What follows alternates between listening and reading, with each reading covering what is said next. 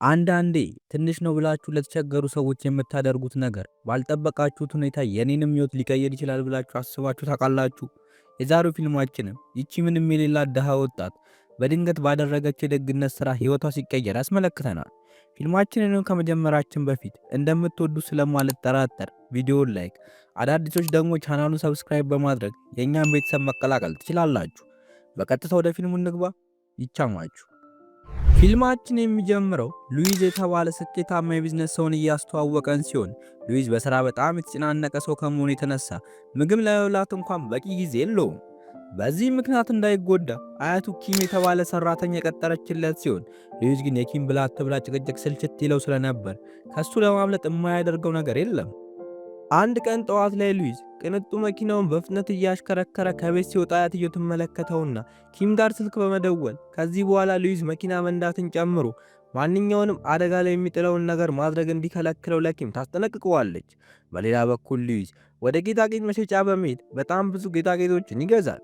የጌጣጌጥ መሸጫ ባለቤቱ በጣም ብዙ ነገር በመግዛቱ ምክንያት በመደሰት ተጨማሪ ጌጥ በነፃ ሲሰጠው ሉዊዝ ስላልወደደው አልፈልግም ብሎ ይመልስለታል። በተመሳሳይ ሰዓት የሉዊዝ አያት ከሄደችበት ረጅም ጉዞ ተመልሳ ወደ ቢሮዋ ትገባለች። በዚህ ጊዜም የድርጅቱ ሰራተኞች ሽንት ቤት ውስጥ ተሰብስበው የሉዊዝን አያት መቦጨቅ ይጀምራሉ። ይህንን ጊዜም የሉዊዝ ፍቅረኛ የሆነችው ማሪ ትሰማቸውና ስነ ስርዓት እንዲይዙ ትነግራቸዋለች። ቀጥላም ሉዊዝ ጋር ስልክ ስትደውልለት ሉዊዝ ደብሮ ስለነበር ስልኩን ያነሳና ከዚህ በኋላ እንዳታስቸግሪኝ ካላት በኋላ ጆሮዋ ላይ ስልኩን ይዘጋባታል።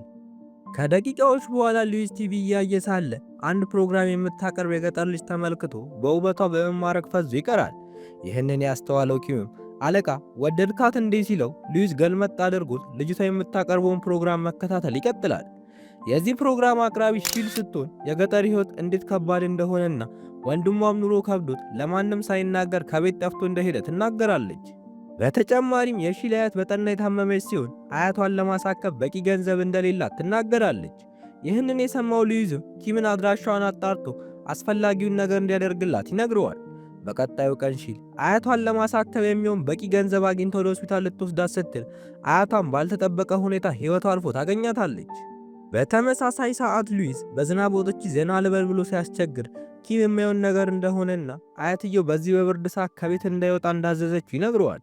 ሉዊዝ ይህ ከልክ ያለፈ እንክብካቤ ስልችት ቢለውም አያቱን በጣም ስለሚያከብራት ትዕዛዟን ተቀብሎ አርፎ ይቀመጣል። ሺል አያቷን ከቀበረች በኋላ ወንድሟን ለመፈለግ እነ ሉዊዝ ወዳሉበት ከተማ ጉዞ ትጀምራለች። በባስ ውስጥም ከፊት ለፊቷ የተቀመጠችው ሴትዮ ትን እንዳላት ስትመለከት ምስኪኗ ሺል ውሃ ልታመጣላት ትሄዳለች። ስትመለስ ግን ሴትዮዋ ሌባ ነበረችና ቦርሳዋንና ልብሶቿን ሰርቃባት ትሄዳለች። በሌላ በኩል ጆን የተባለ ሉዊዝ ዘመድ ከአንዲት ሴት ጋር ካፌ ውስጥ ይገናኛል። ሴቲቷን ማግባት እንደማትፈልግ ስትነግረው ጆን በጣም በመናደድ 40 ዓመት አልፎሽም አላገባም ብለሽ ትቀናጫለሽ እንዴ ብሎ ይቀልድባታል። ይህንን ጊዜም ሴቲቷ በጣም በማፈር ከካፌው ወጥታ ትሄዳለች። ይህ በእንዲህ እንዳለ ሺል ከባስ ከወረደች በኋላ የምትሄድበት ስለሌላት እዛው ፌርማታ ጋር ተቀምጣ ማሰብ ትጀምራለች። ቀጥላም የተፈጠረውን ስርቆት ለፖሊስ ስታመለክት ፖሊሶች ምንም ማድረግ የሚችሉት ነገር እንደሌለ ይነግሯታል። የምታደርገውን ግራ ገብቷት እየተዟዟረች ሳለ ጆንን ታገኘውና የያዘችውን ቅጠላቅጠል እንዲገዛ ትጠይቀዋለች። እሱም ቅጠል ምን ያደርግልኛል ሲላት ሺል ቅጠል የማይገኝ መድኃኒት እንደሆነ ትነግረዋለች። ጆንም ሊረዳት ስላሰበ ብቻ ተስማምቶ ዋጋውን ሲጠይቃት ሺል 100,000 ብር ብቻ እንደሆነ ትነግረዋለች። ይህንን ጊዜም ጆን ውድና የማይገኝ ነው ብለሽ አልነበር ለምን እንዲርካሽ ሆነ ሲላት ሺል ባትሸጠው ደስ እንደሚላትና የምትሸጠው ግን ስለቸገራት እንደሆነ ትነግረዋለች። ጆን ያለችውን ነገር ሰምቶ ትንሽ አሰብ ካደረገ በኋላ 10,000 ብር ሰጥቷት የተረፈውን ብር ቢሮ መታ እንድትወስድ ይነግራትና ይሄዳል። ሺል ባገኘችው ብር የማደሪያ ቦታ ተከራይታ ምሽቱን ታሳልፋለች። በሌላ በኩል የቤተሰብ ቁጥጥር የሰለቸው ሉዊዝ ከቤት ለማምለጥ ሙከራ ያደርጋል። ኪም ሊይዘው ቢሞክርም ሳይሳካለት ይቀራል። አያትየውም ሉዊዝ ከቤት እንዳመለጠ ስትሰማ በጣም ትታመማለች። ሉዊዝም የአያቱን መታመም ሲሰማ ሊጎበኛት በማሰብ ተደብቆ ወደ ሆስፒታል ይመጣል። ከቀናት በኋላ አያትየው ስትነቃ የድርጅቱን አስተዳዳሪዎች ሰብስባ ያላትን ሀብት በሙሉ ለሉዊዝ እንዲያስተላልፉ ትነግራቸዋለች። ይህ በእንዲህ እንዳለ ሺል ወንድሟን ማፈላለግ ትጀምራለች። በመጠራጠርም አንዱን ልጅ ሄዳ ከጀርባ ስትነካው ወንድሟ እንዳልሆነ ታስተውላለች። ነገር ግን ይህ ሜዳ የወደቀው ልጅ ሉዊዝ ሲሆን ታሪካችንም ወደ ኋላ መለስ አድርጎን ሉዊዝ መኪና አደጋ ደርሶበት ሁሉም ነገር እንደረሳና ይህንን አደጋ ደግሞ ያቀነባበረው አጎቱ እንደሆነ ያስመለክተናል። ሉዊዝ ማንነቱን ረስቶ ጎዳና ከወደቀ በኋላ ሰዎች ለማኝ እየመሰላቸው ገንዘብ ይሰጡታል። ሺልም ይህንን ጊዜ ነበር ወንድሟ መስሏት ሉዊዝን ከጀርባው የነካችው። ሺል የለበሰው ጃኬት የወንድሟ እንደሆነ ስትነግረው ሉዊዝ የሚያውቀው ነገር እንደሌለ ይነግራታል። በዚህ ጊዜም በጣም በመናደድ ፖሊስ ጣቢያ ወስዳ ሌባ እንደሆነ ትናገራለች። ፖሊሶቹም እሱን ለመክሰስ በቂ ማስረጃ እንደሌላትና ምናልባት ጃኬቱ ተመሳስሎባት እንደሆነ በመናገር ሉዊዝን በነፃ ይለቁታል። ሉዊዝም የሚሄድበት ቦታ ስላልነበረው ከሺል ጋር አብሮ መጓዝ ይጀምራል። በመንገድ ላይ ርቦት ስለነበር ምግብ ሰርቆ ሲበላ ሺል ብር ባይኖራትም ያላትን አሟጣ ትከፍልለታለች። በመቀጠልም ሺል በነ ሉዊዝ ድርጅት ውስጥ የጽዳት ስራ አግኝታ ትሰራ ስለነበር ሉዊዝን ወደ ራሱ ድርጅት ይዛው ትሄዳለች። ሉዊዝ ግን በአደጋው ምክንያት ምንም ነገር ትዝ ስለማይለው ወደ ውስጥ በመግባት ጽዳት ነው እንደ የምትሰሪ ብሎ ሺል ላይ ይቀልድባታል። ሺልም ቢያንስ እንዳንተ ለማኝ አይደለውም ብላ ትመልስለታለች። ሺል ተቀምጦ እንዲጠብቃት ብትነግረውም ሉዊዝ ግን ድርጅት ውስጥ ያስቸግር ስለነበር ጥበቃዎቹ ወደ ውጭ ያስወጡታል። በሌላ በኩል ሺል ጆን ጋር ስልክ ደውላ ቀሪውን ብር እንዲሰጣት ስትነግረው ጆን እንደማይሰጣት ይነግራታል። ቀጥላም ከስራ ስትወጣ በር ላይ ሉዊዝ ያገኛትና ቡና እንድትጋብዘው ይጠይቃታል። እሷም ቡና ከጋበዘችው በኋላ ልብስ ገዝታ ሻወር ካስወሰደችው በኋላ ዝንጥ እንዲል ታደርገዋለች። ያን ቀን ምሽት ላይ ሉዊዝ የሰላም እንቅልፍ እንዴት እንዳማረው ይነግራታል። እሷም በሱ ላይ ብዙ ብር እያባከነች እንደሆነ ትነግረዋለች። ሉዊዝም ቀበል አድርጎ ብቻውን መሆን በጣም እንደሚፈራና ማስታወስ ጀምሮ ቤተሰቦቹን እስኪያገኝ ድረስ አብረው እንድትሆን ቃል ያስገባታል። በሌላ በኩል የሉዊዝ ቤተሰቦች ሉዊዝ በመኪና አደጋ እንደሞተ ይሰማሉ። የሉዊዝ አያትም ይህንን ስትሰማ ይባስ የታመመች ሲሆን ፍቅረኛው ማሪ ደግሞ በለቅሶ ቤቱን ትቀውጠዋለች። ይህንን ጊዜም የማሪ እናት ማልቀስ ያለባት ሉዊዝ በመሞቱ ምክንያት ሳይሆን ሀብታም የመሆኛ አጋጣሚዋን በማጣቷ እንደሆነ ትነግራታለች። በቀጣዩ ቀን ሉዊዝ ሺልን ገንዘብ እንድትሰጠው ይጠይቃታል። ሺልም እየተነጫነጨችም ቢሆን ትሰጠዋለች። የሉዊዝ አያት ህመማቸው የተባባሰ ሲሆን ወራሿ ሉዊዝ ባለመኖሩ ምክንያት ድርጅቱን እንዲያስተዳድር ሉዊዝን ለማስገደድ ሙከራ ላስደረገው አጎቱ ስልጣኗን ትሰጠዋለች። ሺል ጆን ጋር ስልክ ደውላ ብሯ እንዲሰጣት እየለመነችው እያለ ጆን ስልኩ ላይ ቡና ይደፋበትና ንግግራቸው ይቋረጣል። በዚህ ሰዓትም የድርጅቱ ሰራተኞች ሉዊዝን ብር ይዞ ያዩትና ሌባ እያሉ እሱን ማሰቃየት ይጀምራሉ። ይህንን ጊዜም ሺል ጣልቃ በመግባት ሉዊዝ ሰረቀ የተባለውን ገንዘብ ትከፍልለትና ነገሩን ታበርደዋለች። ከስራ ከወጡ በኋላ ሁለቱም ርቧቸው ስለነበር ለመብላት ወደ አንድ ሬስቶራንት ይሄዳሉ። በጣም ርቧቸው ስለነበርም ቶሎ ቶሎ ሲበሉ በዙሪያቸው ያሉ ሰዎች በመገረም ፈዘው ያዩዋቸዋል። በዚህ መሃል ግን ሺል ቦርሷን የሰረቀቻትን ሴትዮ ታያትና ሉዊዝ እንዲጠብቃት ነግረው ሴትዮዋን ማታለል ትጀምራለች። ሴትዮዋን ባስ ውስጥ ገብታ ሺልን ያመለጠቻት ቢመስላትም ከደቂቃዎች በኋላ ግን ሺል ትይዛትና ታፋጥጣታለች። ሴትዮዋም ልጇን ለመፈለግ እንደመጣችና ምንም ገንዘብ ስላልነበራት እንደሰረቀቻት ነግራ ይቅርታ ትጠይቃታለች። በዚህ ጊዜም ሺል ለሴትዮዋ በማዘን ቁስሏን ከጠራረገችላት በኋላ ይቅርታ እንዳደረገችላትና የለበሰችው ቀሚስ ግን የእናቷ ማስታወሻ ስለሆነ እንድትሰጣት ትነግራታለች። በመቀጠልም ወደ ነበሩበት ሬስቶራንት በመመለስ ሉዊዝን ማፈላለግ ትጀምራለች። በሌላ በኩል ሴት ተማሪዎች ሉዊዝን ያገኙትና እንደ ድሮ ሀብታም መስሏቸው ገንዘብ ይጠይቁታል። ሉዊዝም ገንዘብ እንደሌለው ሲነግራቸው ከተቀመጠበት ካስነሱት በኋላ ይዘውት ወደ ጫካ ይወስዱታል። በሚፈትሹትም ጊዜ ምንም ገንዘብ ባለማግኘታቸው ተናደው እየደበደቡት ሳለ ሉዊዝ አንዳንድ ነገሮችን ማስታወስ ይጀምራል። ይህንን ጊዜም ሺል በድንገት መጥታ ከሴቶቹ ጋር መደባደብ ትጀምራለች። ሴቶቹም ሺልን ደህና አድርገው ከደበደባት በኋላ ገንዘቧን ሰርቀዋት ይሄዳሉ። ሉዊዝም ለተፈጠረው ነገር ይቅርታ ሊጠይቃት ሲሞክር ሺል በጣም እንደተናደደች ትነግረዋለች። ምንም ገንዘብ ስለሌላትም ጆን ጋር ስልክ ደውላ ገንዘቧን እንዲሰጣት ልትጠይቀው ስትሞክር ጆን ስልኳን ሳያነሳላት ይቀራል። ያን ቀን ሺል ስራ መግባት ስለነበረባት ሉዊዝ አብሯት ወደ ስራ ይሄዳል። ጥበቃዎቹ ካዩት ስለሚያስወጡትም እስክትጨርስ ድረስ ሽንት ቤት ውስጥ እንዲደበቅ ታደርገዋለች። ሽንት ቤት ውስጥም ተኝቶ እያለ ጆን ድምፅ ይሰማና ሲያጣራ ሉዊዝን ያገኘዋል። ጆንም ሉዊዝን ሊያስቆመው ቢሞክርም ሉዊዝ ግን ሊፍት ውስጥ ገብቶ ያመልጠዋል። ሊፍት ውስጥ የነበረችው ማሪም ሉዊዝን ስትመለከተው በመጠራጠር ልትከተለው ትወስናለች። በዚህ መሃል ግን ሺል ታገኛቸውና እንዲያመልጥ ታደርገዋለች። ያን ቀን ምሽት ላይ ጆን ሺል ለምን እንዳልደወለችለት ሲያስብ ከቆየ በኋላ ቤተሰቦቹ መጥተው ፍሪጅ ውስጥ የነበረውን ውድ ቅጠል በ500,000 ብር እንደሸጡት ይነግሩታል። ጆንም ይህንን ሲሰማ በጣም በመናደድ ሳይነግሩት ለምን እንዲህ እንዳደረጉ ይጠይቃቸዋል። በቀጣዩ ቀን ሺል ጆንም በአጋጣሚ ታገኘውና ብሬን ወስደ ደግሞ ስልክ አታነሳ አንተ ሌባ ብላ በአደባባይ ታዋርደዋለች። ይህንን ጊዜም ጆን በመደናገጥ ሲገፈትራት ሺል መሬት ላይ ወድቃ ራሷን ትስታለች። በተመሳሳይ ሰዓት ማሪ የካሜራ ቅጂን ተመልክታ ሉዊዝ በህይወት እንዳለ ስታረጋግጥ በጣም ትደነግጣለች። ያንኑ ሰዓት ላይም አንድ ሶንግ የተባለ ሰውዬ ሉዊዝን በግድ ካልጋበዝከኝ ብሎ ወደ አንድ ሬስቶራንት ይዞት ይገባል። ሶንግም ስለ ሉዊስ ታሪክ ሲጠይቀው ሉዊስ በደረሰበት አደጋ ምክንያት ማስታወስ እንዳቃተው ይነግረዋል። በሌላ በኩል ጆን ሺልን ወደ ሐኪም ቤት ቦታ ይወስዳታል። ሺልም እንደነቃች ጆንን ስትመለከተው ስድቧንና ጩኸቷን ካቆመችበት ትቀጥላለች። ይህንን ጊዜም ጆን እንድትረጋጋ ከነገራት በኋላ $4000 ይሰጣታል። ሺልም በጣም ብዙ ብር እንደሰጣት ስትመለከት ጩኸቷን ሁሉ በመርሳት ታመሰግነዋለች። አመሻሽ ላይም ወደ ቤት ስትመለስ ሉዊስ በደስታ ከተቀበላት በኋላ በረንዳ ላይ ራት መብላት ይጀምራሉ። ሺልም በመገረም ለምን በረንዳ ላይ እየበሉ እንደሆነ ስትጠይቀው ቤት ውስጥ በረሮ እንዳለ ይነግራታል። ሺልም እየሳቀች በረሮውን ከገደለችው በኋላ ሉዊስ የድሮ ትውስታው ብዥ ይልበትና ከዚህ ቀደም ተገናኝተን እናውቃለን እንዴ ብሎ ሲጠይቃት ሺል እንደማይተዋወቁ ትነግረዋለች። የሉዊስ አያት በሉዊስ ሞት በጣም በመጎዳቷ ምክንያት ምግብ መብላት እንኳን አስጠልቷታል። በሌላ በኩል ምንም የማያስታውሰው ሉዊስ ከሺል ጋር ሲዝናና ከቆየ በኋላ ልብስ እንድትገዛለት ይጠይቃታል። ልብሱን ከገዛችለት በኋላ ሉዊስ ድርቅ ብሎ ስልክ እንድትገዛለት ይጠይቃታል። ሺልም መጀመሪያ ላይ ባትስማማ በኋላ ላይ ግን ስልኩን ገዝታለት ወደ ቤት እየተመለሱ ሳለ አንድ ነገር ትዝ ይላትና የገዙትን ዕቃ ለሉዊስ ወደ ቤት እንዲያስገባው ነግራ እሷ ወደ ፖሊስ ጣቢያ በመሄድ ለፖሊሶች የጠፋው ወንድሟን ስልኩን በመጠቀም እንዲያገኙላት ትጠይቃቸዋለች። ፖሊሱም ይህንን ማድረግ እንደማይችሉ ከነገራት በኋላ ወንድሟን ለማግኘት በሌሎች ነገሮች እንደሚረዳት ቃል ይገባላታል። ሺል ወደ ቤት ከተመለሰች በኋላ ቤታቸውን በመጋረጃ በማድረግ ለሁለት ትከፍለዋለች። ሉዊስ ግን ብቸኝነት ስለሚፈራ በጣም ይከፈዋል። በሌላ በኩል ማሪ የሉዊስን አጎት ሉዊስ መንታ ወንድም እንዳለው ትጠይቀዋለች። የሉዊስ አጎትም ሉዊስ መንታ እንደሌለው በእርግጠኝነት ሲነግራት ማሪ እሱን የሚመስል ሰው ድርጅት ውስጥ እንዳየች ትነግረዋለች። አጎትየው ሐሳብ ወሰድ አድርጎት ሀብቱን ለመውረስ በሐሳብ የተበላሸውን መኪና ሲሰጠው ያስታውሳል። በቀጣዩ ቀን ሺል የራሷንና የሉዊስን ልብስ እያጠበች ሳለ ልብሱ ላይ ስሙ እንደተጻፈ ትመለከታለች። ይህንን ጊዜም ሶንግ ጣልቃ በመግባት እንደሚያደርጉት ሀብታም ሰዎች ብቻ እንደሆኑ ይናገራል። ያን ቀን ምሽት ላይም ሶንግን ራት ጋብዘውት እየበሉ ሳለ እነሱ አንድ ሳይጎርሱ ሶንግ ምግባቸውን ይጨርስባቸዋል።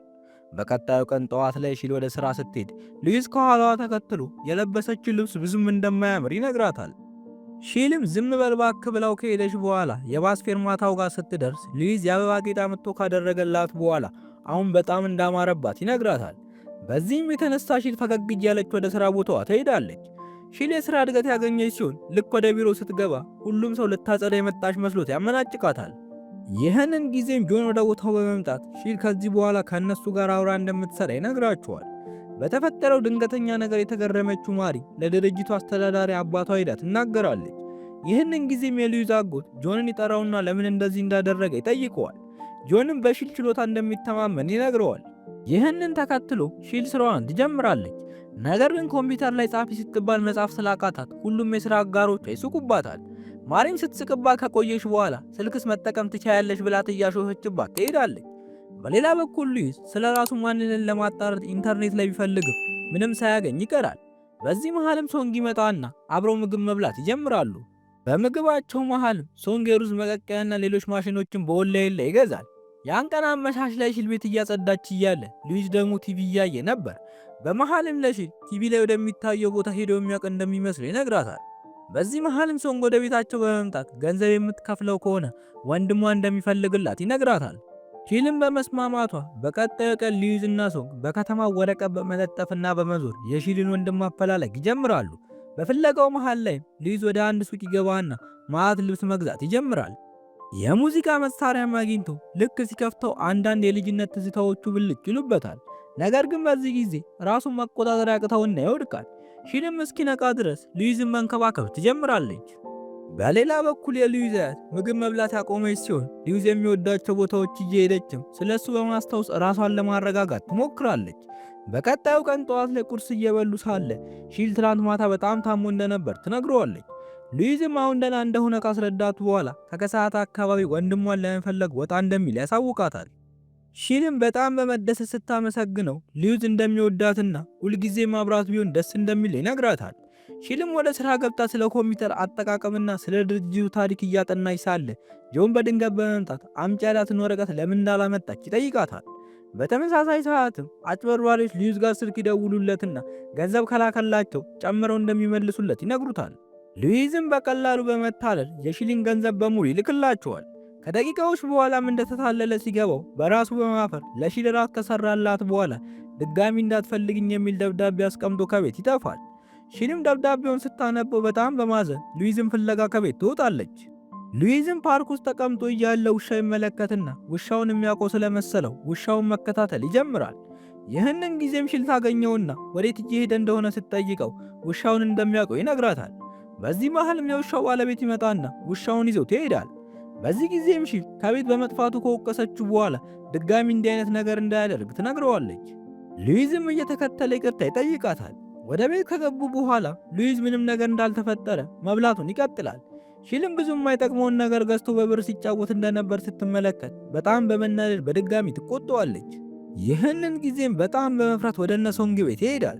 በሌላ በኩል ሶንግ ወደ ቤት ከገባ በኋላ ለእናቱ ሉዊዝ የሀብታም ልጅ እንደሚመስል እየነገራት እያለ ሉዊዝ ወደ ቤታቸው አንኳኩቶ ይገባል። ቲቪ እያዩም ሳለ የሉዊዝ አጎት ቃለ መጠይቅ ሲያደርግ ያዩትና ሉዊዝ በአካል እንደሚተዋወቁ አይነት ስሜት እንደሚሰማው ሲናገር ሶንግ ለማረጋገጥ ወደ ድርጅቱ መሄድ እንደሚችሉ ይነግረዋል። በተመሳሳይ ሰዓትም የሶንግ እናት ሺል ጋር በመሄድ ሉዊዝ አውቆ የረሳ እያስመሰለ ሊሆን ስለሚችል እንድታጣራ ትነግራታለች። ያን ቀን አመሻሽ ላይም ሺል የፖሊስ ኦፊሰሩ ጋር በመሄድ ወንድሟን እንዲያገኝላት አንዳንድ መረጃዎችን ትነግረዋለች። በዚሁ አጋጣሚ ሉዊዝ በአጭበርባሪዎች እንደተሰረቀ ስትነግረው ፖሊስ በስልክ የሚደረጉ ማጭበርበሮችን ለመያዝ አስቸጋሪ እንደሆነ ይነግራታል። ሺልም ወደ ቤት ስትመለስ ለሉዊዝ ምግብ ይዛለት ትመጣለች። ሉዊዝም ያመጣችለትን እየተመገበ ለወደፊት ገንዘብ ሲኖረው የፈለገችውን ነገር እንደሚያደርግላት ይነግራታል። በቀጣዩ ቀን በሥራ ቦታ ላይ ሺል በቅርቡ ከባድ ሥራ ስለሚሰጣት እንድትዘጋጅ ይነገራታል። ሉዊዝ በበኩሉ ልብስ ለመግዛት ወደ አንድ ሱቅ ይገባና ምንም ደስ የሚል ልብስ ባለማግኘቱ ለባለሱቆቹ አሪፍ የሚባል አስተያየት ይሰጣቸዋል። ሉዊዝ ይህንን ሱቅ የሚያውቀው ቢመስለውም እርግጠኛ ስላልነበር ይወጣል። የሱቁ ሰራተኞችም ሉዊዝ የተመለሰ መስሏቸው በጣም የተደናገጡ ሲሆን የማሪ እናትም ከሱቁ እየወጣ ሳለ ትመለከተውና በጣም ትደነግጣለች። ከደቂቃዎች በኋላ ሉዊዝ ሺል ጋር በመደወል የሥራ ቦታው አካባቢ እንዳለ ነግሮ አብረው ምሳ እንድትበላ ይጠይቃታል። በር ላይም ተቀምጦ ሺልን እየጠበቃት ሳለ ጆን ቢመለከተውም ሳያውቀው ይቀራል። በሌላ በኩል የማሪ እናት የሉዊዝ አጎት ጋር በመደወል ሉዊዝ በሕይወት እንዳለና በዓይኗ እንዳየችው ትነግረዋለች። የሉዊዝ አጎትም ቢሮ አካባቢ ደርሶ ጆንን ሲጠይቀው ጆን ማንንም እንዳላየ ይነግረዋል። በመቀጠል የሉዊዝ አጎት ሉዊዝን ለማስገደል የቀጠረውን ነፍሰ ገዳይ ካገኘው በኋላ በሉዊዝ ቦታ ሌላ ሰው ሞቶ ከሆነ እንዲያጣራ ይነግረዋል። ሉዊዝ ወደ ቤት እየተመለሰ እያለ መንገድ ላይ የተጣለ ጸድ ወንበር ያገኝና ወደ ቤት ይዞት ይሄዳል። ሺልም ወደ ቤት ስትመለስ ቤቱ ተመሰቃቅሎ በማግኘቷ በጣም በመናደድ ሉዊዝን ጽዳት ታስተምረዋለች። በቀጣዩ ቀን የሶንግ እናት ሉዊዝን ነጭ ሽንኩርት እንዲልጥላት ታዘዋለች። ሉዊዝን ሽንኩርቱ አይኑን እያቃጠለ ሲያስቸግረው ወጣ ብሎ በጣም ውድ መነጽርና ሌሎች ሽንኩርት ለመላጥ የሚረዱ መሳሪያዎችን ገዝቶ ይመጣል። ሺል ወደ ቤት ስትመለስ ለዚህ ለማይረባ ነገር ብር በማካኑ ብትወቅሰው፣ ነገር ግን ሉዊዝ ዕቃ ከመግዛት ሱስ እንዳለበት ስታስተውል ይቅር ትለውና አብሮ በረንዳ ላይ ተቀምጠው ማውራት ይጀምራሉ። በዚህ ጊዜም ስለ ስራ አንስተው ያወሩና ሉዊዝ ጽድት ያለ ሐሳብ ይነግራታል። በንጋታውም ሺል ከሉዊዝ ጋር ተማክራ ያቀረበችውን ሐሳብ ለማሪ ስትነግራት ማሪ የራሷ ሐሳብ እንደሆነ በማስመሰል ለሁሉም ትናገራለች። ሐሳቡን በጣም ምርጥ ስለነበር የሥራ ባልደረቦቿ ስኬታቸውን ለማክበር ወጣ ብለው ወደ አንድ ባር ይሄዳሉ። ባሩ ሽንት ቤት ውስጥም ሺል ማሪን ስታፋጣት ማሪ እንዳተረፈቻትና ሐሳቡን እሷ ብታቀርብ ኖሮ ማንም እንደማይቀበላት ትነግራታለች። በዚህ ተናደደችው ሺልም ፕሮግራሙን አቋርጣ ወደ ቤቷ ትሄዳለች። የቀሩ ሰራተኞችም አለቃቸው ጆን እስኪመጣ ድረስ ሺልን ማማት ይጀምራሉ። ሺልም በጣም ከፍታት ወደ ቤት እየሄደች ሳለ ዝናብ በመሆኑ ሉዊዝ ጃንጥላ ይዞ ፌርማታው ጋር ይጠብቃታል። ሺልም በሉዊዝ ደግነት በመገረም ደስ ብሏት ያሳለፈችውን ከባድ ቀን ረስታ እየሳቀች ወደ ቤት ትገባለች።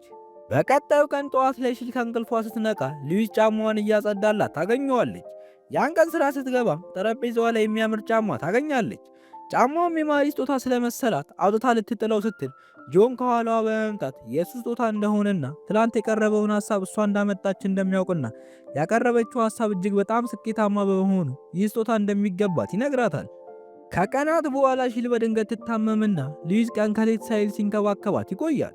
በቀጣዩ ቀን ጠዋት ላይ ሉዊዝ ከእንቅልፉ ሲነቃ ሺል ወደ ሥራ እንደሄደች ያስተውላል። ረፈድ አድርጎም ሺልን ለመጠየቅ ወደ ሥራ ቦታዋ ይሄዳል። በተመሳሳይ ሰዓት የሉዊዝ አጎት በሉዊዝ ምትክ የሞተው ሌላ ሰው እንደሆነ የሚያሳይ መረጃ ይደርሰዋል።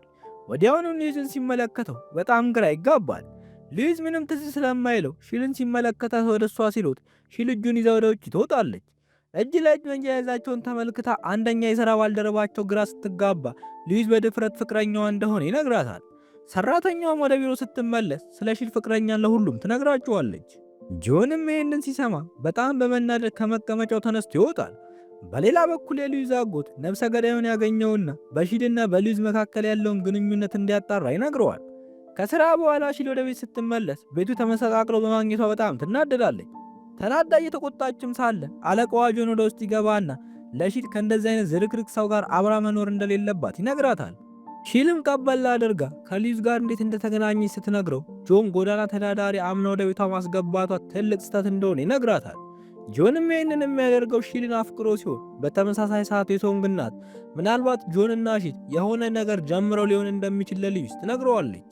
ሉዊዝም ይህንን ሲሰማ ቅናት ያድርበትና በጣም ይናደዳል። ከሰዓት ላይም ጆን ሉዊዝን ያገኘውና አውቀሃለሁ ለምን እሷን ትተህ ከኔ ጋር መኖር አትጀምርም ብሎ ሊያሳምነው ይሞክራል። ሉዊዝም ጆን ያቀረበለትን ሀሳብ ለሶንግ ሲነግረው ሶንግ ጆን ለእሱ አስቦ እንዲህ እንደማያደርግና ይህንን እያደረገ ያለው ከሺል ፍቅር ስለያዘው እሱንና ሺልን ለማራራቅ አስቦ እንደሆነ ይነግረዋል። በሌላ በኩል ነብሰ ገዳዩ ለሶንግ እናት ብዙ ብር ከሰጣት በኋላ ስለ ሉዊዝ እንድትነግረው ይጠይቃታል። የሶንግ እናትም ስለ ሉዊዝ የምታውቀውን ነገር በሙሉ ዝርግፍ አድርጋ ትነግረዋለች። ነብሰ ገዳዩ መረጃውን ሰብስቦ ከጨረሰ በኋላ ያገኘውን ነገር ለሉዊዝ አጎት ይነግረዋል። ይህንን ጊዜም የሉዊዝ አጎት ሉዊዝ አውቆ እያስመሰለ እንደሆነና እሱን ለመጣል ከጆን ጋር አብሮ እየሰራ እንደሆነ ይጠራጠራል። ያን ቀን ምሽት ላይ ሉዊዝ በግልጽ ጆን አብረን እንኑር ብሎ እንደጠየቀውና በተጨማሪም ደግሞ የሶንግ እናት ምናልባት ፍቅር ጀምረው ይሆናል እንዳለች ይነግራታል። ሺልም ይህንን ስትሰማ በጣም ትደነግጣለች። በዚህ ጊዜም ሉዊዝ አትለይኝም ብሎ ሲጠይቃት ሺል እንደማትለየው ትነግረዋለች። ቀጥላ መብረቅና ዝናብ በነበረበት ቀን ቤተሰቦቿ በመሞታቸው መብረቅና ዝናብ በጣም እንደምትፈራ ትነግረዋለች። ይህን ጊዜም ሉዊዝ እጇን እያሻሸ ሁሌም ቢሆን ከጎኗ እንደሆነ ይነግራታል። በቀጣዩ ቀን ጆን ሺልን ከከተማ ውጭ ይዟት ይሄዳል። ወደ አዲሱ ከተማ ሲደርሱ ሺል በከተማው ውበት በጣም ትገረማለች። በዚህ ጊዜም ሉዊዝ ሊያገኛት ስለፈለገ ያለችበትን ለማወቅ መልእክት ይልክላታል። በተመሳሳይ ሰዓትም ኪም ስለ አንድ መነጽር አስተያየቶችን እየተመለከተ ሳለ በሉዊዝ ስም የተሰጠ አስተያየት ተመልክቶ ይገረማል። በዚህ መሃልም የሉዊዝ አጎት ማወቅ አለማወቁን ለማጣራት ስልክ ደውሎ ስለ ሉዊዝ የሰማው ነገር ካለ ይጠይቀዋል። ከከሰዓት ላይ ሉዊዝ ሺል ወዳለችበት ደሴት ከሶንግ ጋር ይመጣል። እናም ይህንን ቦታ እንደሚያውቀው ማሰብ ይጀምራል። ሉዊዝ አያቱን ለማየት በጣም ተቃርቦ የነበረ ቢሆንም አጎትየው ግን ከመገናኘታቸው በፊት አያትየውን ይዟት ይሄዳል። ሺልም ሉዊዝን ስታገኘው ለምን ከዛ እዚህ ድረስ እንደመጣ ትጠይቀዋለች። በሌላ በኩል ኪም ለሉዊዝ አያት ኢንተርኔት ላይ በሉዊዝ ስም የተሰጠ አስተያየት እንዳየና ምናልባት ሉዊዝ በሕይወት ሊኖር እንደሚችል ይነግራታል። አያትየውም ይህንን የተስፋ ዜና ስትሰማ በጣም ትደሰታለች። የሉዊዝ አጎት ግን ይህ የማይመስል ነገር እንደሆነ ይናገራል።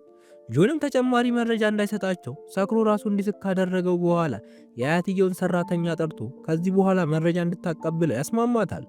ያን ቀን ምሽት ላይ እነ ሺል አንድ ባህር ዳርቻ ላይ ተቀምጠው የአካባቢውን ውበት እያደነቁ ሳለ ሉዊዝ ይህንን ቦታ እንደሚያውቀው በድጋሚ ይነግራቸዋል። ቀጥሎም በእናታችሁ እዚህ እንደርስ ይላቸው ሶንግን እዚህ አላድርም በማለት ጥሏቸው ይሄዳል። ሶንግም ከሄደ ከደቂቃዎች በኋላ ሉዊዝ ማስታወስ ሲጀምርና ራሱን ስቶ ይወድቃል። ሺልም ይህንን ስትመለከት ካረጋጋችሁ በኋላ ወደ ሴውል ይመለሳሉ። በቀጣዩ ቀን በሥራ ቦታ ላይ ሺል የሚገርም አዲስ ሐሳብ ታቀርባለች። ያቀረበችውንም ሐሳብ ከማሪ በቀር ሁሉም ሰው የወደደው ሲሆን በኋላ ላይ ጆን ወደ ቢሮ ጠርቷል የሥራ ቅጥር ኮንትራቷን ለ1 ዓመት እንዳራዘመላት ይነግራታል። ሺልም በጣም የተደሰተች ሲሆን ቤት እንደደረሰች ይህንን ደስ የሚል ዜና ለነ ሉዊዝ ትነግራቸዋለች። የደስታቸውን ለማክበር ሰብሰብ ብለው ራት ውጭ ይበላሉ። በቀጣዩ ቀን ልብስ ለመገዛዛት ወደ ገበያ ቢወጡም ነገር ግን ምንም አሪፍ ነገር ሳያገኙ ይቀራሉ። ከሰዓት ላይ ሉዊዝ ለሺል አበባ ገዝቶላት እየተመለሰ ሳለ መኪና ይገጨዋል። በመኪና የገጨችው ማሪ ስትሆን የገጨችው ሰው ሉዊዝ እንደሆነ ስትመለከት በጣም ትደነግጣለች። ከደቂቃዎች በኋላም ሉዊዝ ከሰማኑ ሲነቃ ማሪም ባያስታውሳትም 3000 ብር ብቻ እንድትሰጠው ይጠይቃታል። ማሪም አስታወስከኝ ብላ ስትጠይቀው ሉዊዝ እንዳላስታወሳት ነግሮ ገንዘቡን ተቀብሏት ይሄዳል። የተፈጠረውን ነገር ለሺል ሲነግራት ሺል የግዴታ ሐኪም ቤት ሄዶ ምርመራ ማድረግ እንዳለበት ትነግረዋለች። ከሕክምና ሲመለሱ ሉዊዝ ምንም ሳይኖርበት ብር በማባከኑ በጣም ይናደዳል። በቀጣዩ ቀን ማሪ የሉዊዝን ስልክ ተቀብለው ስለነበር እንዲያገኛት ትቀጥረዋለች። በሚያወሩበት ጊዜ ከአወራሩ በመነሳት ትክክለኛው ሉዊዝ እንደሆነ ትረዳለች። ማሪም አባቷ ጋር ሄዳ ስትነግረው አባትየው ሉዊዝ በሕይወት እንዳለ እንደሚያውቅና ነገር ግን የአያትየውን ሀብት ለመውረስ እንዲረዳው ለማንም እንዳልተናገረ ይነግራታል። በቀጣዩ ቀን ጠዋት ላይም ሺል ለሉዊዝ ፍሪጅ ቢኖራት በጣም ደስ እንደሚላት ትነግረዋለች። ያን ቀንም ሉዊዝ ለሺል ፍሪጅ ለመግዛት ኢንተርኔት ላይ ማፈላለግ ይጀምራል። በሚገርም ሁኔታ ግን ሉዊስ በተለያዩ ዕቃዎች ላይ በሚሰጣቸው አስተያየቶች ዝነኛ በመሆኑ ሰዎች ዕቃ ከመግዛታቸው በፊት እሱን ያማክሩታል። አንድ ሰውዬም ሺል ስለምትሰራበት ድርጅት ሲጠይቀው ሉዊስ ብዙም የሚረባ ዕቃ እንደማያመርቱ ይነግረዋል። ይህንን ነገር የሰማው ጆንም ወዲያውኑ ሉዊስ ጋር በመምጣት ስለ እነሱ ድርጅት መጥፎ አስተያየት መስጠት እንደሌለበት ከነገረው በኋላ ከሺል ቤት ወጥቶ አብሮት የማይኖር ከሆነ ሺልን ከስራ እንደሚያባረራት ይነግረዋል። ይህንን ጊዜም ሉዊስ በጣም በመፍራት ፍሪጅ የሚገዛላት ከሆነ እንደሚስማማ ይነግረዋል። ያን ቀን ምሽት ላይም ሉዊስ እና ሺል ወደ ሲኒማ ይሄዳሉ። ነገር ግን ፊልሙ የሆረር ፊልም ስለነበር ፈርተው ፊልሙን ሳይጨርሱ ይወጣሉ። በመንገዳቸው ላይም ሺል የሚያምር ቀለበት አይታ ለመግዛት ብትፈልግም በቂ ገንዘብ ስለሌላት ትተወዋለች። ሉዊስም ከጆን ጋር መኖር ሊጀምር እንደሆነ ሲነግራት ሺል በጣም በመናደድ ሆዱን ትመተዋለች። ወደ ቤት ስትገባ ፍሪጅ በማግኘቷ በመገረም ከየት ብር አግኝቶ እንደገዛ ስትጠይቀው ከጆን ጋር ለመኖር ተስማምቶ ሉዊስ እንደገዛላት ይነግራታል። ሺልም ሉዊስን ካመሰገነችው በኋላ ብሩ እንደምትከፍለውና ሉዊስን ደግሞ እንዲንከባከበው ትነግረዋለች። በቀጣይ ሺል መልእክት ስትልክለት ሉዊስ በጣም እንደናፈቀችው ይነግራታል። በቀጣዩ ቀን ሉዊስ እና ሶን የሺልን ወንድም ማፈላለጋቸውን ይቀጥላሉ።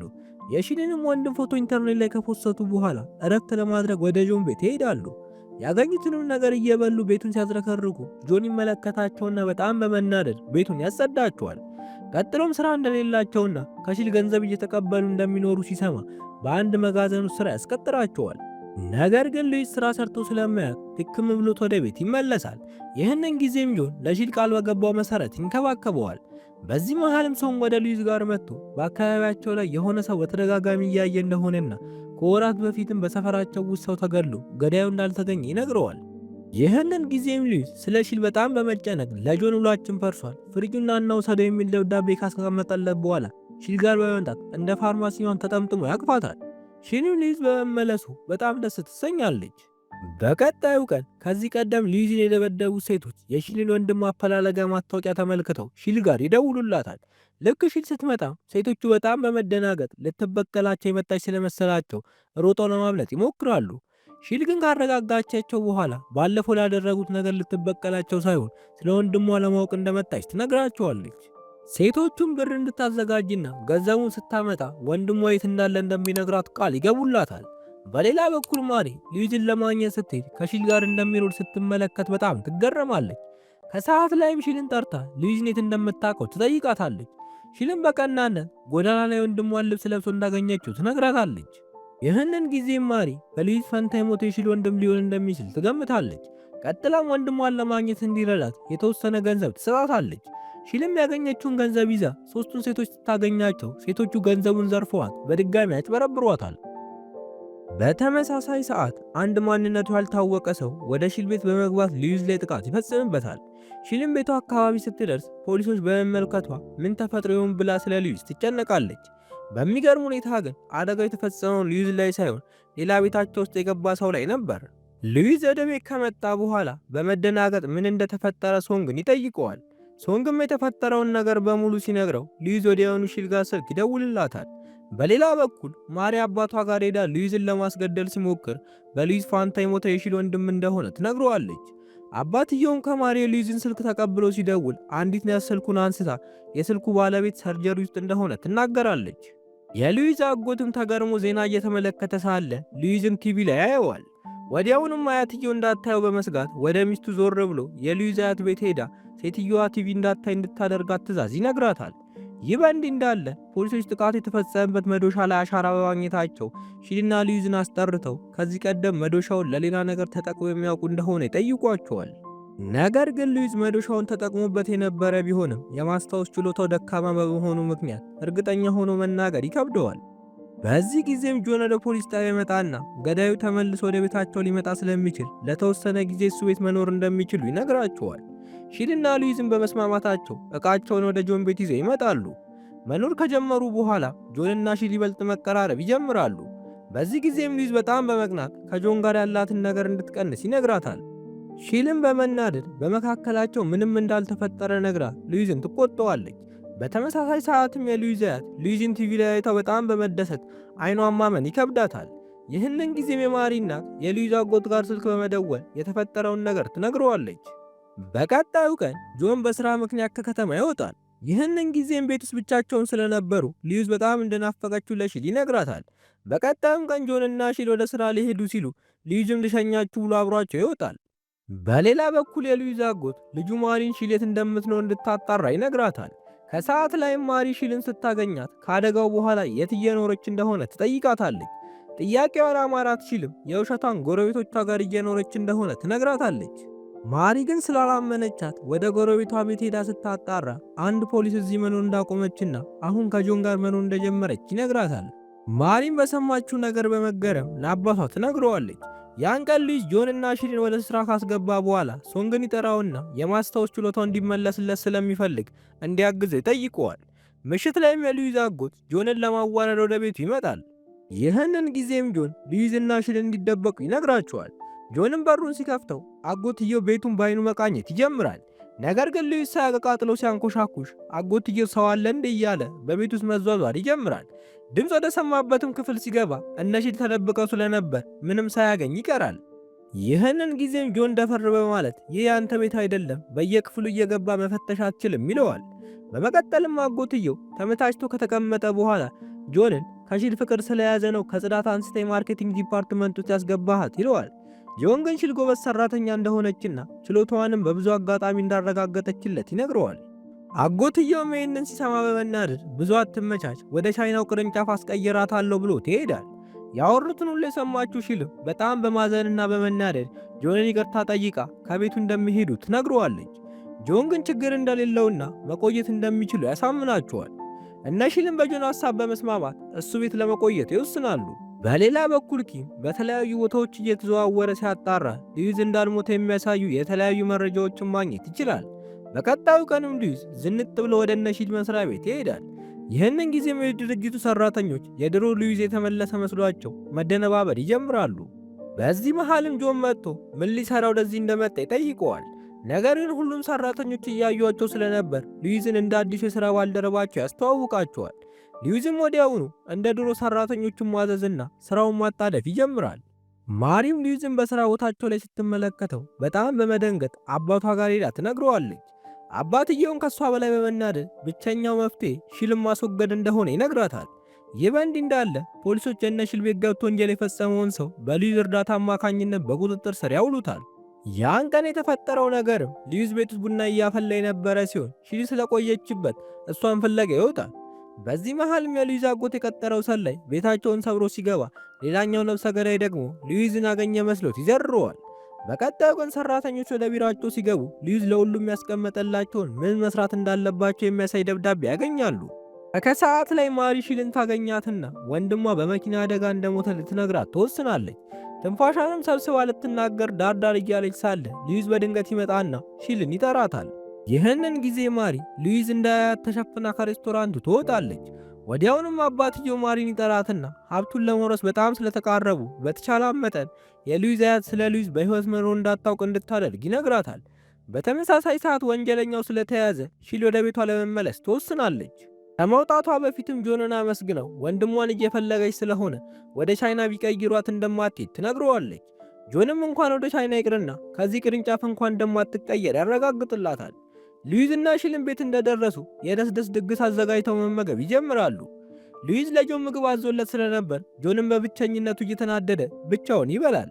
ከምግቡ በኋላም ሉዊዝ ሺልን ምን ማድረግ እንደምትፈልግ ሲጠይቃት ሺል ወደ ባህር ዳርቻ መሄድ እንደምትፈልግ ትነግረዋለች። ወዲያውንም ወደ ባህር ዳርቻ በመሄድ ቀኑን ሙሉ ይዝናናሉ። ከሰዓት ላይም ገበያ ላይ እየተዘዋወሩ ሳለ ሉዊዝ ለሺል ጫማ ይገዛላታል። ሺልም ስለ ጫማው አመስግነው በመቀጠል ወደ መጽሐፍ መደብር ይገባሉ። በመጽሐፍ መደብር ውስጥም ሉዊዝ የእንግሊዝኛ መጽሐፍ ያነሳና አቀላጥፎ ማንበብ ይጀምራል። በዚህ ጊዜም እንዴት ማንበብ እንደቻለ ራሱን ማመን ይከብደዋል። ከዚህም በመነሳት የማስታወስ ችሎታው እየተመለሰ እንደሆነ ይገምታል። በመቀጠልም ቪዲዮ እየተቀራረጹ ሳለ ሺል በህይወቱ ደስተኛ የሆነበት ቀን መች እንደሆነ ስትጠይቀው ጆን እሷን ያያት ቀን እንደነበር ይነግራታል። በምላሹ ሉዊዝም ሺልን ተመሳሳይ ጥያቄ ሲጠይቃት ሺል በህይወቷ ደስተኛ የሆነችበት ጊዜ አሁን ይህ ሰዓት እንደሆነ ትነግረዋለች። ሉዊዝም ይህንን ሲሰማ በጣም ደስተኛ ይሆናል። በሌላ በኩል ፖሊሶች ወደ ሉዊዝ አጎት ሚስት ጋር በመሄድ ምርመራ ማድረግ ይጀምራሉ። ሉዊዝ የሚባል ሰው እንደምታውቅ ሲጠይቋትም ሉዊዝ የድርጅቱ ባለቤት የልጅ ልጅ እንደሆነና አሁን ህይወቱ እንዳለፈ ትነግረዋለች። ፖሊሱ ግን በመተማመን ሉዊዝ በህይወት እንዳለ ይነግራታል። በዚህ ሰዓት የሉዊዝ አጎት ጠበቃውን ጠርቶ ሀብት ወደ እሱ አካውንት እንዲገባ የተቻለው እንዲያደርግ ለጠበቃው እየነገረው የነበረ ሲሆን ሚስቱ ዘው ብላ ገብታ ፖሊሶች ሉዊዝ በህይወት እንዳለ እንደደረሱበትና መጥተው ሲጠይቋት የድርጅቱ ባለቤት የልጅ ልጅ እንደሆነ እንደነገረቻቸው ትነግረዋለች። ወደ ቤት እየተመለሱ ሳለ ሉዊዝ እቃዎቹን ለሺል ሰጥቷት እስኪመለስ ድረስ እራት እያበሰለች እንድትጠብቀው ነግሯት አበባ ሊገዛላት ይሄዳል። ነገር ግን የአበባ መሸጫው ዝግ ነበርና ተናዶ እየተመለሰ ሳለ የሆኑ ሱፍ የለበሱ ሰዎች በግድ አንጠልጥለው መኪና ውስጥ ያስገቡታል። ሺልም ሉዊዝ መጣ ብሎ መጥቶ ሰዓታት በመቆየቱ በመጨነቅ እነሱን ጋር ትጠይቃቸዋለች። እነሱም እንዳላዩት ሲነግሯት ወዲያውኑ ጆን ጋር ስልክ በመደወል ሉዊዝን አግኝቶት እንደሆነ ትጠይቀዋለች። ጆንም እንዳላገኘው ሲነግራት ሺል ወዲያውኑ ፖሊስ ጣቢያ በመሄድ ታመለክታለች።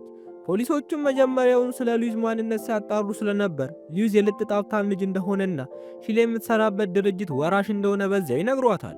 ሺልም የሰማችውን ማመን ሲያቅታት ሶንግ ደግሞ በደስታ ማበድ ይጀምራል። በሌላ በኩል የሉዊዝ አጎት ወደ ሉዊዝ አያት ቤት በመሄድ ሉዊዝ በህይወት እንዳለ ነገር ግን የመርሳት በሽታ ስላለበት በድንገት እንደጠፋና አሁን ግን አግኝቶት ይዞላት እየመጣ እንደሆነ ይነግራታል። አያትየውም ይህንን ስትሰማ ዋናው በህይወት መኖር ነው እንጂ ምንም ይሁን ብላ አጎትየውን ስለነገራት ታመሰግነዋለች። በሌላ በኩል እነሺ ለጆን ስለ ሉዊዝ ትክክለኛ ማንነት ሲነግሩት ጆን ከነሱ በላይ ይገረማል። ሶን ግን ለምን ትገረማለህ? አብራችሁ አይደል እንደ የምትሰሩት እንዴት አላወቅከውም ብሎ ሲጠይቀው ጆን ስኬታማው ቅርንጫፍ የነሱ ቢሆንም ወደ እነሱ ቢሮ መጥቶና ተገናኝተው እንደማያውቁ ይነግረዋል። ሶን ግን ቀጠል አድርጎ ሀብታም መሆኑን ሲያውቅ ነው አጥሎን የጠፋው፣ ለማንኛውም ቤተሰቦቹን በማግኘቱ ደስ ብሎኛል በማለት ስሜቱን ይገልጻል። በሌላ በኩል ኪም ለሉዊዝ ክፍሉን ማዘገጃጀት ይጀምራል። ማሪም ሉዊዝን ለማግኘት ትጓጓም ምን ይለኛል ብላ ትፈራለች። ሉዊዝ ልክ እንደመጣ ኪም ግጥም አድርጎ አቀፈው በኋላ ስለመጣ ደስ ብሎኛል አለቃ ይለዋል። ሉዊዝ ግራ እየተጋባ ሺል ጋር ለመደወል ስልኩን ቢፈልግም ስልኩን ያጠዋል። በዚህም ሰዓት ሊመለስ ሲል ኪም አያቱ ለረጅም ጊዜ ስትጠብቀው ስለነበር በቅድሚያ እሷን እንዲያገኛት ይነግረዋል።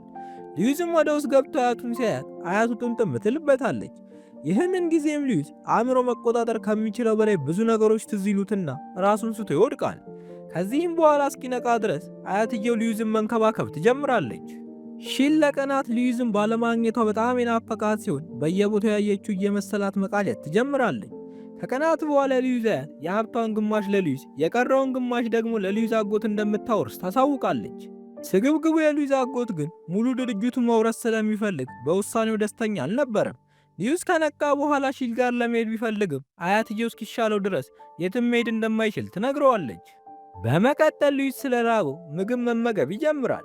ነገር ግን አመጋገቡ ስርዓት የጎደለው ስለነበር እነ ኪም ምን ነክቶት ነው እያሉ ይገረማሉ።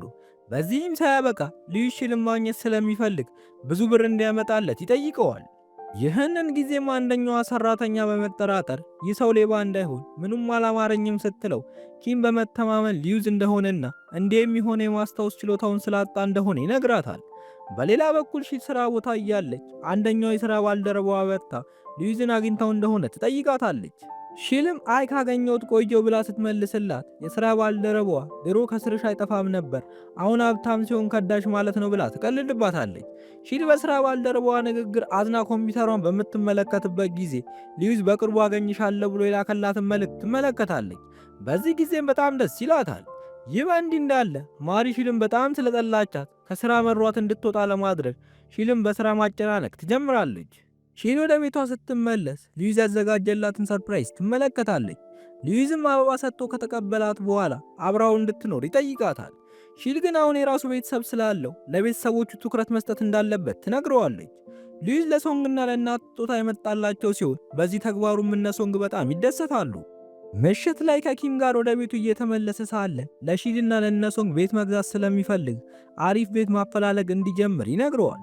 በተመሳሳይ ሰዓት ማሪ ጆን ጋር በመሄድ እንደምታፈቅረው ትነግረዋለች። ጆን ግን አውቅሻለሁ አንቺ ውሻ ልትጠቀሚብኝ ነው አሁኑኑ ከፊቴ ጥፊ ብሎ ይጮህባታል። ያን ቀን ምሽት ላይ ሉዊዝ እንቅልፍ አልወስድ ይለውና ለሺል በቴክስት ከሷ ውጭ መተኛት እንዳቃተውና ህልሟን ሁሉ እንደሚያሳካላት ቃል ይገባላታል። በቀጣዩ ቀን ፖሊሶች የመንገድ ካሜራ ቅጂ በሚያጣሩበት ጊዜ የሺል ወንድም ሉዊዝን ከመኪናው በጉልበት አስወጥቶ መኪናውን ሲሰርቅ የሚያሳይ ቪዲዮ ይመለከታሉ። በዚህም ቪዲዮ ምክንያት የሺል ወንድም መኪናውን ሰርቆ በፍጥነት ሲነዳ ተገልብጦ እንደሞተ ማረጋገጥ ስለተቻለ ፖሊሱ ሺል ጋር በመደወል ወንድሟን እንዳገኘው ይነግራታል። ቀጥሎም መኪናውን አደጋው የተፈጠረበት ቦታ አካባቢ ካቆመ በኋላ ወንድሟ የሉዊዝን መኪና ሰርቆ ሲያሽከረክር ተገልብጦ መሞቱን የሚያሳይ ማስረጃ ማግኘቱን ይገልጽላታል። ሺልም የሰማችው ማመን አቅቷት ፈዛ ትቀራለች። ከደቂቃዎች በኋላ ግን በጣም በማዘን ስለ ወንድሟ እያስታወሰችና ትውስታዎቹን እያሰበች ስቅስቅ ብላ ታለቅሳለች። በሌላ በኩል ሉዊዝ ለኪም ከሺል ከባድ ፍቅር እንደያዘው ከነገረው በኋላ ስለ ድሮ ህይወቱ ይጠይቀዋል። ኪምም ድሮ ላይ ብዙ ጓደኛ እንዳልነበረውና ሰው ሁሉ የሾፒንጉ ንጉስ ብሎ እንደሚጠራው ይነግረዋል። በቀጣዩ ቀን የድርጅቱ ሰራተኞች በሙሉ ሉዊዝ በህይወት እንዳለ ሰምተው በጣም በመገረም እርስ በእርስ ማውራት ይጀምራሉ።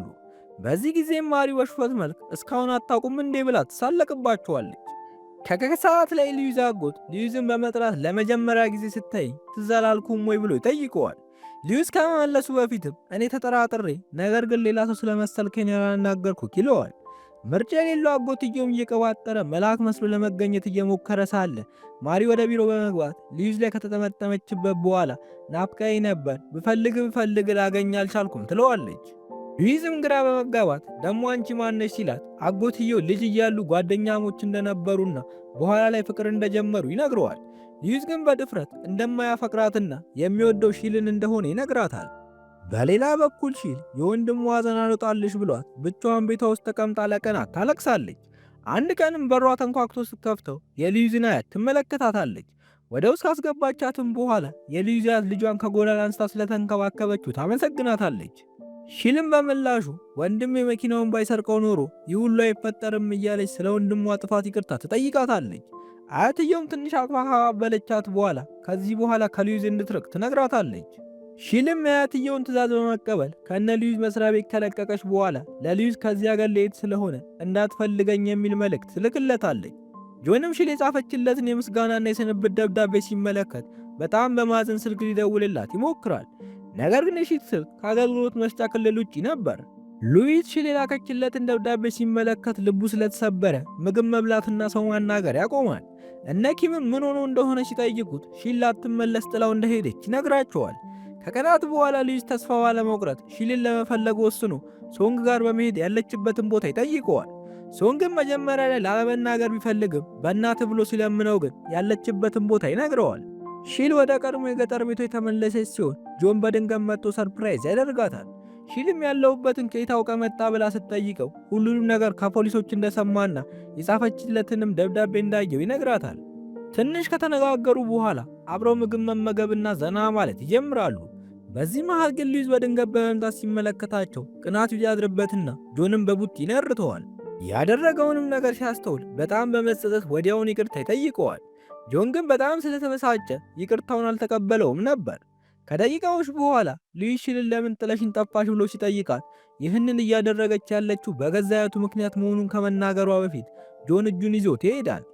በቀጣዩ ቀን ሺል ሉዊዝን እያመናጨቀች እንደማትወደውና ከህይወቷ እንዲወጣ ትነግረዋለች። ሉዊዝም ይህንን ምላሽ ፈጽሞ ስላልጠበቀ ልቡ ተሰብሮ ያለቅሳል።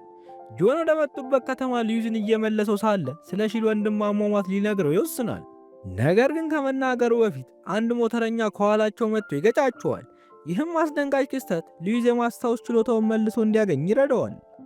ሉዊዝ ለሺል ወንድም ሞት ምክንያት እንደሆነ ሲያስተውል በጣም በማዘን ራሱን ይወቅሳል።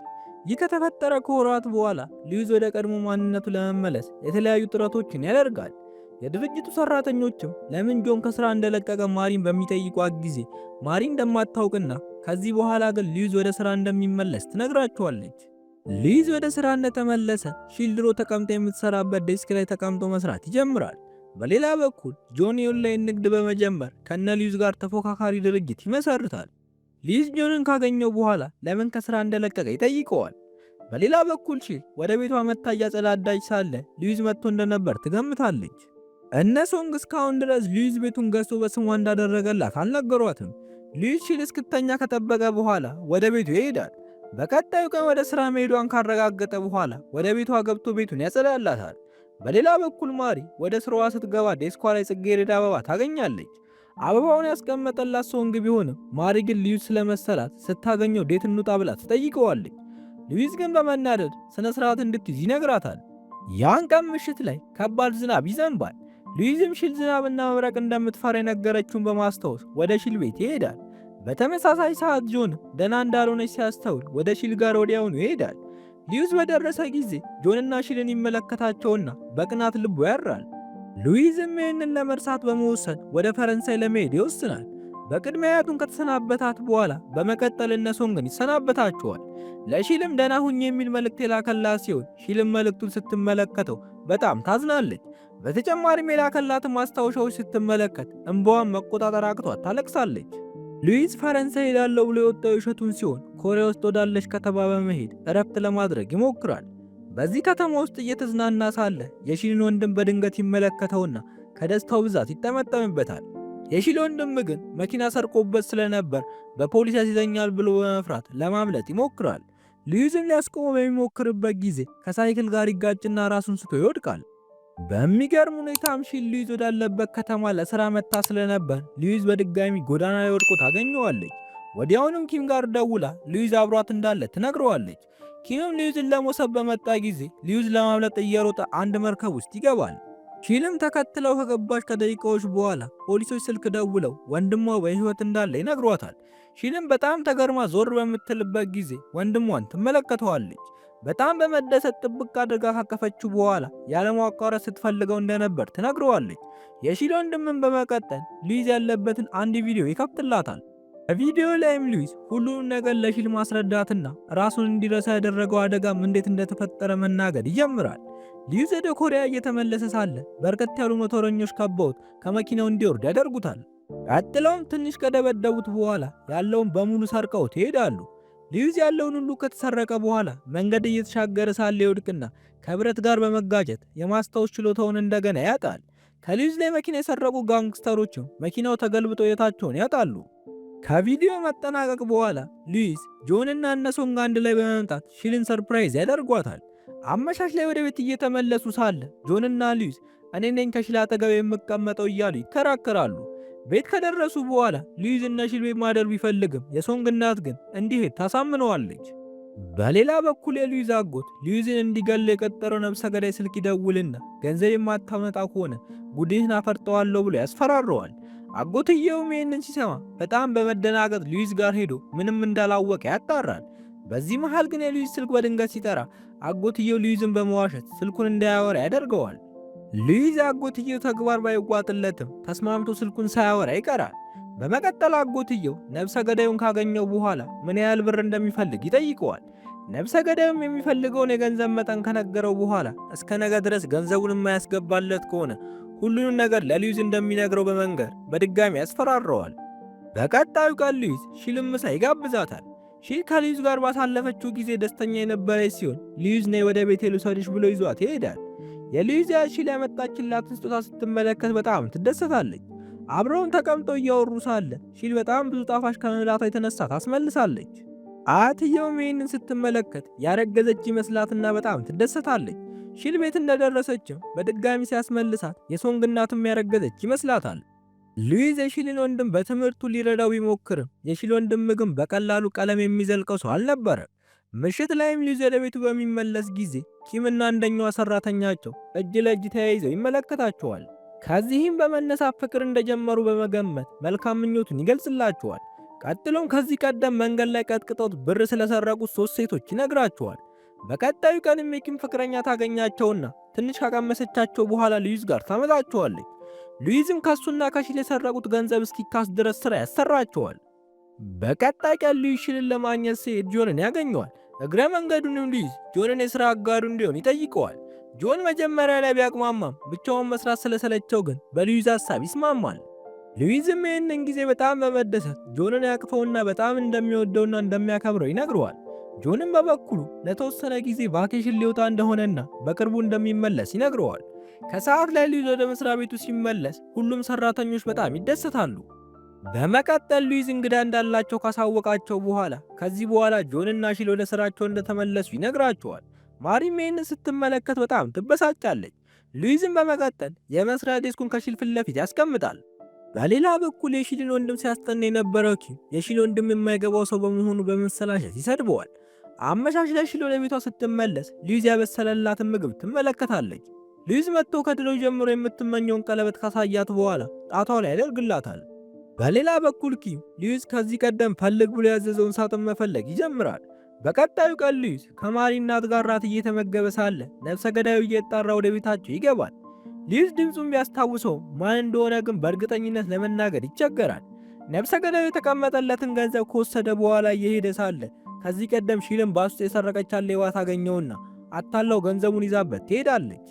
በመቀጠል ነፍሰ ገዳዩ ተመልሶ ሉዊስን ካገኘ በኋላ እያወራው ሳለ የሉዊስ አጎት ይመጣና ነፍሰ ገዳዩን ወደ መኪናው ይዞት ይሄዳል። ነፍሰ ገዳዩ ለሉዊስ አጎት ገንዘቡን ስለተሰረቀ በድጋሚ እንዲሰጠው ይጠይቀዋል። አጎትየውም ይህንን ጊዜ በጣም በመናደድ ይሰድበዋል። በቀጣይ ቀን ሺል ለሉዊስ ቀለበት በስጦታ መልክ ትገዛለታለች። ሉዊስም በምትኩ ለሺል በጣም ብዙ ነገር ገዝቶላት ደስተኛ እንድትሆን ያደርጋታል።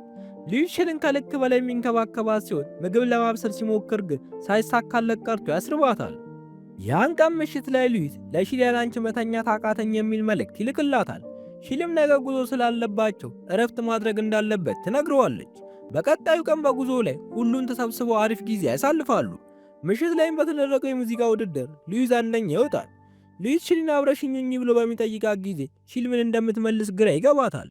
በሌላ በኩል ነፍሰ ገዳዩ የሉዊስን አጎት እየጠበቀው ሳለ መጽሐፍ ለመግዛት የመጣውን ፖሊስ ይመለከትና አጎትየው ሊያስይዘው የጠቆመበት መስሎት በመስኮት በኩል ያመልጣል። አጎትየው ሲመጣ ነፍሰ ገዳዩን ባለማግኘቱ በመደናገጥ ሁሉንም ነገር ለሉዊስ እንዳይነግረው በጣም ይፈራል። ያን ቀን ምሽት ላይም ሺል ከመተኛቷ በፊት ለሉዊስ አንድ እንገናኝ ብላ መልእክት ትጽፍለታለች። ሉዊስ እሺ ብሏት ሺል ልትወጣ ስትል ማሪ ውጩ ቀዝቃዛ ስለሆነ የኔን ጃኬት ደርቢ ትላታለች። ሺል ወደ ውጭ ስትወጣ ነፍሰ ገዳዩ ከጀርባ መጥቶ አፍኖ ይወስዳታል።